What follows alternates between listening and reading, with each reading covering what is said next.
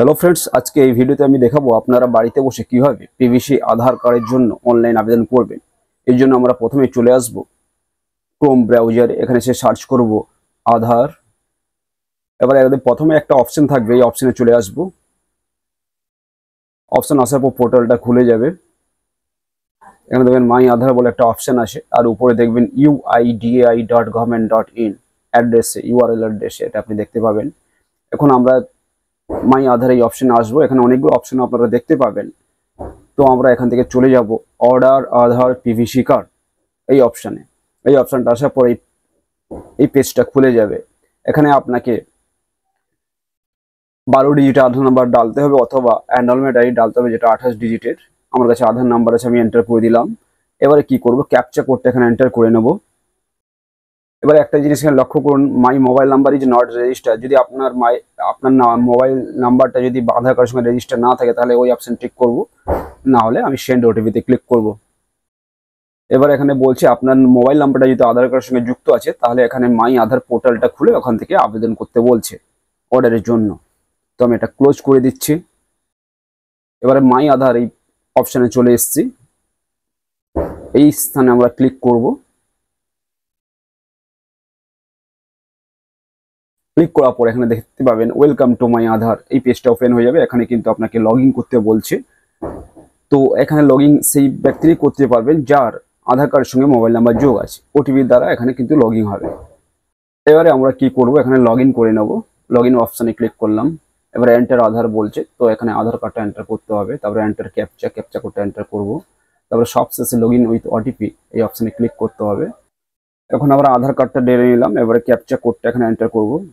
Enter করার পরে একটা ওটিপি এসছে, successfully generated one type OTP, ওটা এন্টার করে সাবমিট করলাম। এবারে চলে আসবো, লগ ইন হয়ে গেলাম। এবারে অর্ডার আধার পিভিসি কার্ডে এখানে এন্টার করে নেব।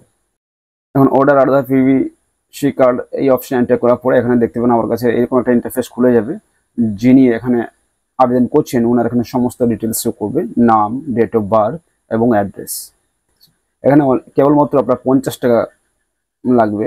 আপনি যদি নিজে থেকে করেন 50 টাকা আপনি কিন্তু অরিজিনাল আধার কার্ড আপনি গভর্নমেন্ট পোর্টাল থেকে পেয়ে যাবেন। এখানে এতগুলো ফ্যাসিলিটি আছে, আমি তীর চিহ্ন দিয়ে দেখিয়ে দিয়েছি। সিকিউর কিউআর কোড, হলোগ্রাম, গুলিও pattern, ghost image and micro text, এতগুলো আপনার সিকিউরিটি ফিচার্স থাকে এই অরিজিনাল আধার কার্ডটা। এবারে যে অ্যাড্রেসে আসবে সেটা হচ্ছে আপনার অ্যাড্রেসে যা থাকবে আধার কার্ডে, সেই অ্যাড্রেসই কিন্তু আপনার পৌঁছবে বাই পোস্ট। ঠিক আছে, এবার সমস্ত ডিটেলস পড়ার পরে আমরা কি করব, নেক্সট এই অপশানে কিন্তু আমরা চলে যাব। এবারে বলছে আপনার 50 টাকা ধার্য হবে, তো কিসের সাহায্যে আপনি দেবেন এখানে সিলেক্ট করে দেবেন। ডিক্লারেশনটা পড়ার পর স্টিক মারার পরে এখানে নেক্সট অপশানে ক্লিক করব। তো চলে আসবো পেমেন্ট অপশানে। পেমেন্ট অপশান আপনি সব ধরনের পেমেন্টে আপনি পেমেন্ট করতে পারবেন। এখানে ইউপিআই থেকে শুরু করে হোয়াটসঅ্যাপ থেকে শুরু করে স্ক্যান অ্যান্ড পে থেকে ক্রেডিট কার্ড, ওয়ালেট, আমি তীর চিহ্ন দিয়ে দেখিয়ে দিচ্ছি আপনাদের সুবিধার জন্য। Net banking, wallet, credit card, scan and pay, UPI থেকে আর হোয়াটসঅ্যাপ থেকে এখন টাকা লেনদেন করা যায়। ইউপিআই হয়ে গেছে। তো আপনারা যেটাই চাইছেন স্বাচ্ছন্দ্য মতো সেটাতে আপনি ক্লিক করবেন। আমি এখন ফোনপে সাজিয়ে দিতে চাইছি ইউপিআই, তো এখানে স্ক্যান অ্যান্ড পে এটা সুবিধা। ঠিক আছে, এবার আমি এইটাকে স্ক্যান করে নেব। এখন স্ক্যান করে নিচ্ছি।